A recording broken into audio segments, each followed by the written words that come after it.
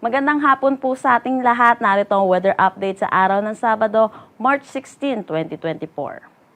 Wala pa rin naman tayong binabantayan anumang low pressure area or bagyo sa loob at labas ng ating Philippine Area of Responsibility. Pero itong northeast monsoon or hanging amihan ay bahagyang humina at ito'y nakakaapekto na lamang dito sa may extreme northern Luzon. Dahil dito, asahan natin sa Batanes at Babuyan Islands, makakaranas sila ng bahagya hanggang sa maulap na papawirin na may mga pulupulong may hinang pag-ulan. Samantala, kung makikita natin dito, meron tayong kumpul ng kaulapan at ito'y dulot netong easterlies or yung mainit na hangin na nanggagaling sa dagat Pasipiko.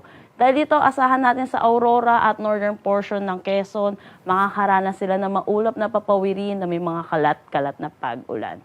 For Metro Manila naman at nalalabing bahagi ng ating bansa, kabuuan ng Visayas at Mindanao, magiging maaliwalas naman ang ating panahon na may mga tsansa pa rin ng localized thunderstorm lalo na sa hapon at sa gabi. Para naman sa magiging panahon ng ating bansa bukas, wala na maaapektuhan itong northeast monsoon bukas. Kaya asahan natin makakaranas tayo ng mainit na panahon or maalinsangan dulot nitong easterlies. At mayroong mga tsansa pa rin ng mga localized thunderstorm lalo na sa hapon at sa gabi.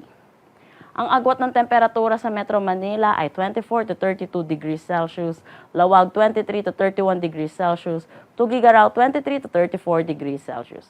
Para naman sa Baguio, 15 to 24 degrees Celsius, Tagaytay 22 to 31 degrees Celsius, at Legazpi 25 to 32 degrees Celsius. Gayon din dito sa Palawan, Visayas at Mindanao, easterlies ang iiral kaya asahan natin magiging maaliwalas ang panahon.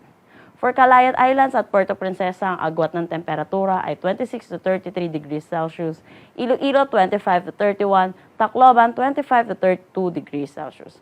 Para naman sa Cebu, 25 to 31 degrees Celsius, Zamboanga 24 to 34 degrees Celsius, Cagayan de Oro 23 to 31 degrees Celsius, at Davao 24 to 34 degrees Celsius.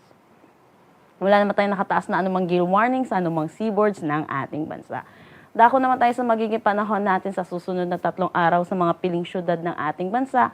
Kung makikita natin by Monday at Tuesday, easterlies pa rin ang iiral sa atin kaya asahan natin magiging mainit ang ating panahon. Pero by Wednesday, magkakaroon tayo ng bugso ng amihan at ito'y makakaapekto dito sa buong Luzon. Kaya kung makikita natin, for Baguio, makakaranas sila na maulap na papawirin na may mga mahihinang pag-ulan. For Metro Manila at Legazpi, asahan natin makakaranas tayo ng bahagya hanggang sa maulap na papawirin na may mga mahihinang pag-ulan.